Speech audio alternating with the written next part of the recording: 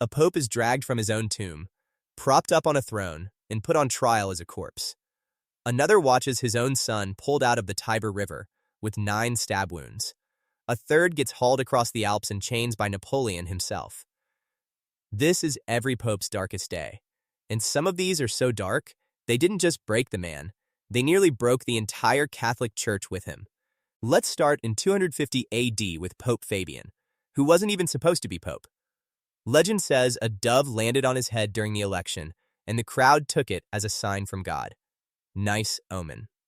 Except, Emperor Decius had just launched the first empire-wide persecution of Christians, and Fabian was arrested and executed on January 20th, 250 AD, becoming the first of 30-some popes to die a martyr.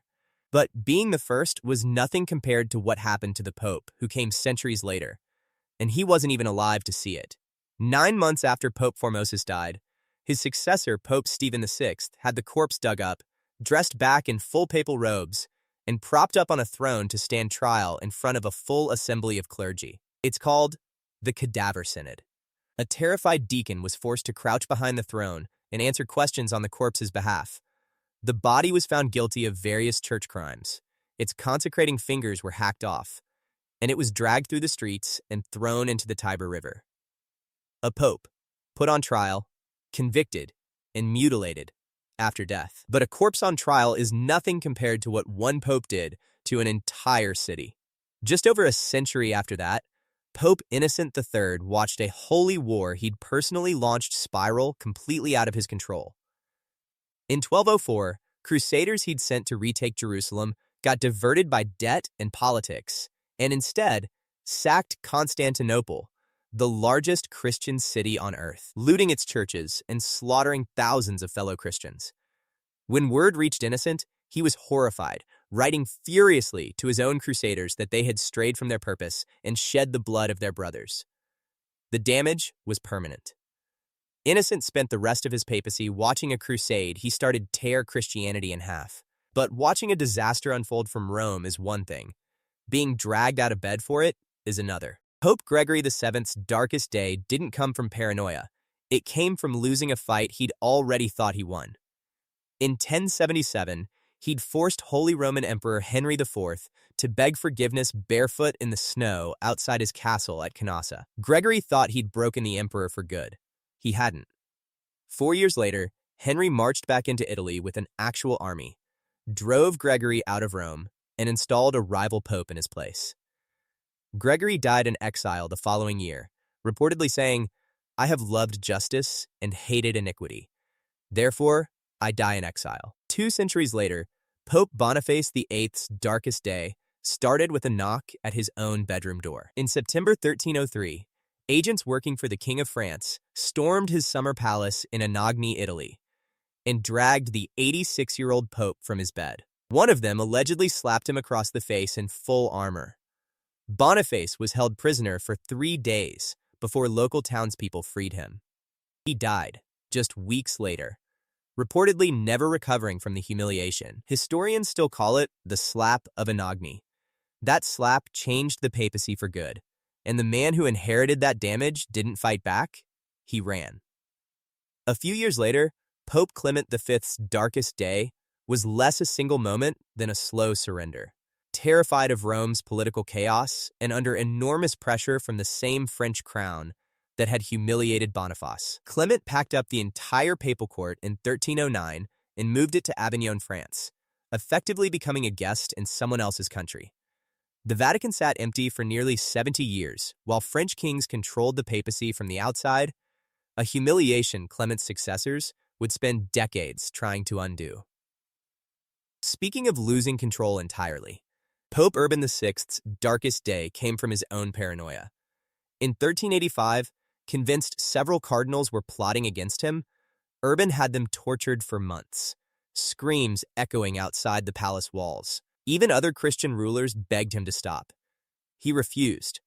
But paranoia has nothing on grief, and one pope's grief came from his own family. That's what happened to Pope Alexander VI. In 1497, his own son Juan Borgia, the Duke of Gandia, was found stabbed 9 times and dumped in the Tiber River with his throat cut. Alexander locked himself in his chambers for days, refusing food and reportedly weeping uncontrollably, while rumors swirled through Rome that another of his sons, Cesare, had ordered the hit out of jealousy. Alexander launched an investigation, then quietly shut it down himself. He never publicly accused anyone. But if you thought that was dark, one pope watched his entire city burn to the ground around him. On May 6, 1527, mutinous imperial troops stormed Rome in what's now called the Sack of Rome, killing thousands in the streets in a single day. Pope Clement VII barely escaped through a secret passage to Castel Sant'Angelo, while soldiers looted churches, melted down sacred relics for the gold, and murdered priests in the streets below him. He stayed trapped in that fortress for months while Rome burned outside. Historians call it the day the Renaissance died. Then came the popes who lost their thrones to one man. In 1798, French troops stormed the Vatican, abolished the Papal States, and dragged the 80-year-old Pius VI out of Rome as a prisoner, hauling him sick and dying across the Alps in a carriage. He died in French custody the next year. His successor, Pius VII, got the same treatment, arrested in the middle of the night in 1809, held for 5 years, and at one point forced to sign away papal territory at gunpoint. 2 popes in a row, dragged off by the same emperor.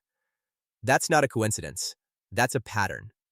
In 1848, Pope Pius IX watched his own prime minister, Pellegrino Rossi, get assassinated with a dagger to the throat on the steps of the Vatican's own government building, then had to flee Rome disguised as an ordinary priest, sneaking out under cover of night in a plain carriage while the city declared itself a republic without him. A century later, one pope faced an entirely different occupying army, and this time, it wore swastikas. In September 1943, Nazi Germany took direct control of Rome, and for 9 months, Pope Pius XII sat inside a Vatican surrounded by SS troops, fully aware that Hitler had reportedly discussed the idea of kidnapping him. Pius spent those months quietly sheltering thousands of refugees inside Vatican walls while never publicly denouncing the regime outside them, a decision historians still argue about to this day. 3 decades later, Pope Paul VI faced a darker test of his own. In March 1978, his close friend Aldo Moro, the former Prime Minister of Italy, was kidnapped by the Red Brigade's terrorist group. Paul VI personally wrote a public letter begging the kidnappers for mercy, even offering himself in exchange. They ignored him. 55 days later, Moro's body was found in the trunk of a car. Paul VI broke down at the funeral and was never quite the same afterward. But no pope's darkest day is stranger than what happened next. Pope John Paul I was found dead in his bed on September 28, 1978, just 33 days into his papacy. One of the shortest reigns in history. The Vatican gave conflicting stories about who found him and when. Medical records were never fully released, no autopsy was performed despite Vatican protocol normally requiring one, and the body was quietly embalmed within hours. Conspiracy theories about that night still swirl to this day. His successor, John Paul II, nearly joined him early. On May 13, 1981, a gunman shot him 4 times in St. Peter's Square in front of thousands of pilgrims. He survived emergency surgery, and 2 years later did something nobody expected. He walked into his shooter's prison cell and forgave him face to face. And then there's Benedict XVI, whose darkest day wasn't a bullet or a mob. It was a decision. In February 2013, exhausted and in declining health, he stood in front of the College of Cardinals and quietly announced he no longer had the strength for the job, becoming the first pope in almost 600 years to resign. 6 centuries of tradition ended in one sentence. So there you have it, every pope's darkest day. Corpses on trial, a pope slapped in his own bedroom, a crusade that tore Christianity apart, cities burning, popes dragged off in chains, and one man who ended a 600-year-old rule just by admitting he was tired. Turns out, the most dangerous job in history doesn't come with a sword or a badge. It comes with a throne. If you want to see which popes had the wildest personal lives instead, click right here and keep watching.